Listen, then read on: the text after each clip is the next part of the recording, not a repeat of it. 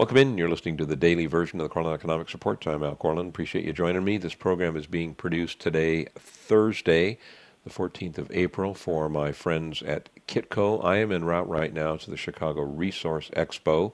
By the way, I want to extend an invitation to any of you folks in the Chicago area who are listening to this to come on out and let's shake some hands or what have you.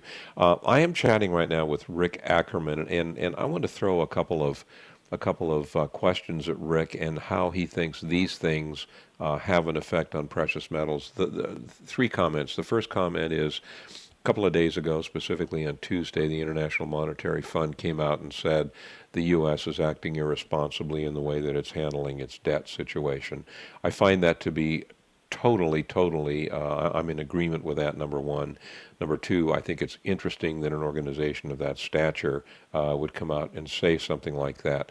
The other thing that came out a couple of days ago was, and this was in the mainstream media, John Walter Williams of Shadow Stats, who I consider to be a really good friend of mine, a guy who I have a lot of respect for, came out and said, you know, if the inflation today were calculated the same way it was in the Clinton years and prior, we'd have double-digit inflation right now.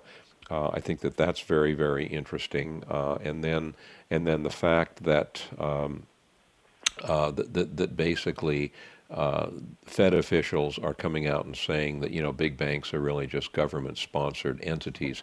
These are all very, very interesting comments coming out in the mainstream press. My question to Rick is, Rick, how does all of this, in your mind, bode for the future of precious metals prices?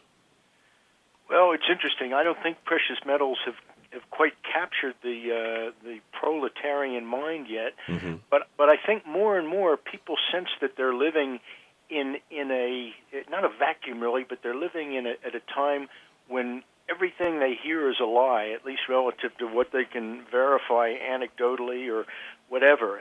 And you know, when John Williams puts out a statistic that says that the real inflation is really running at twice or three times what the official number is, people know that in their own lives. They experience it every day. And it's especially galling, you know, when the statistic comes out and the government has stripped out energy and food prices. You know, they go back to what they call the core inflation rate. So people see that, and it really makes a mockery of the whatever it is that the government says. And, yeah. And in this, you know, the other area about, we've had pronouncements from the Treasury Secretary that they favored a strong dollar, and that really became laughable even years ago. But in the larger picture right now, you know, the lie is kind of failing because we've got Europe essentially calling our bluff. They're saying we're going to start raising interest rates because it's crazy to think that you can grow an economy just by printing money. But the U.S. has more or less had to cop to what they're doing, saying essentially, well, we're going to continue to ease, the economy's weak.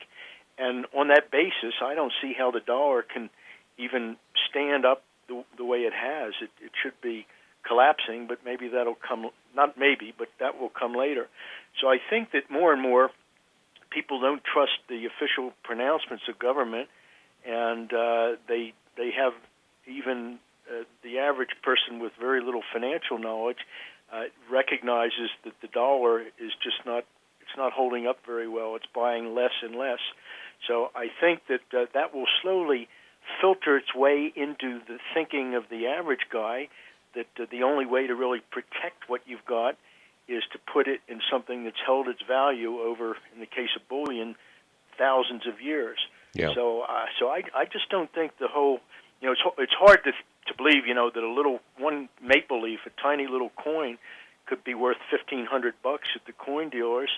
But people are going to eventually, I think, see that those coins are a pretty good bargain right now relative to where they might be going.